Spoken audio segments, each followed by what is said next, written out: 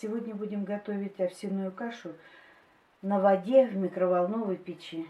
И для этого нам понадобится 3 столовые ложки овсяных хлопьев, щепотка такая изюма и 100 мл воды.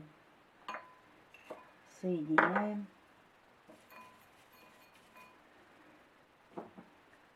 Заливаем водой.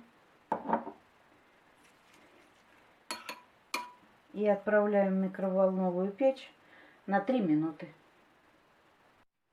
Овсяная каша в микроволновой печи готова. Готовилась она 3 минуты. По желанию можно добавить мед, масло. А если хотите, чтобы погуще было, значит нужно, чтобы она минуты 2 постояла. И будет готово.